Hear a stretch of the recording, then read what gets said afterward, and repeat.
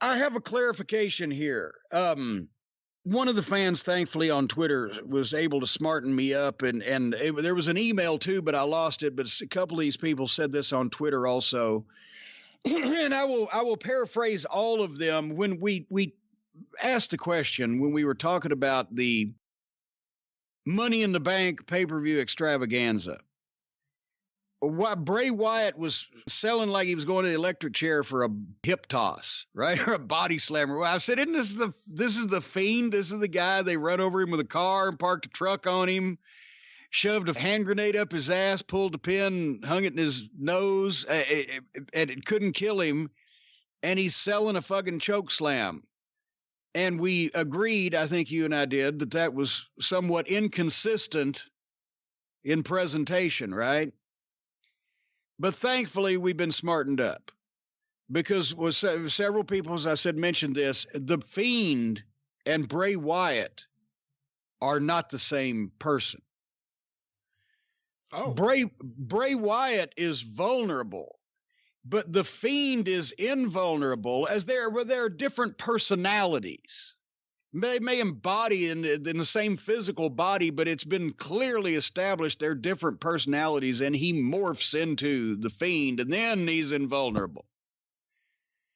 And that was explained to me by apparently, and they spelled everything mostly right, so apparently these were adults, and they were still telling me that in the context of, okay, I understand that in the context of the latest Marvel Cinematic Universe movie, but not out of my professional wrestling.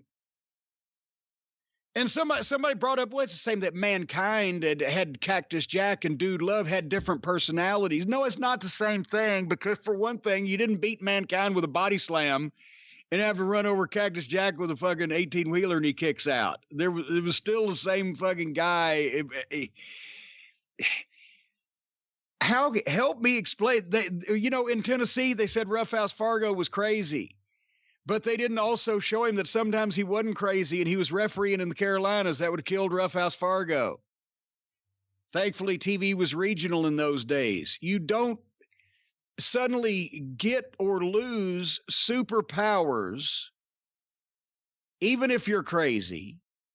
And because of the fact that I think we've already established that Bray Wyatt is maybe a talented performer, but not really crazy, because of all the fucking over-the-top foolishness they've done to establish that the whole thing's fucking phony.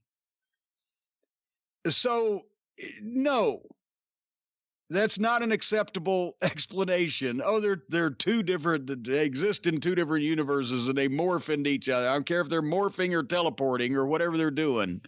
No. For fuck's sake. And actually, I'm not justifying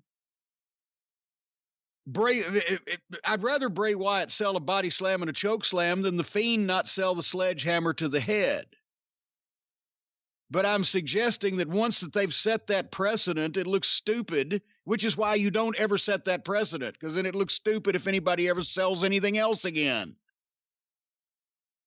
Help me here. Are we supposed to believe that the puppets are alive?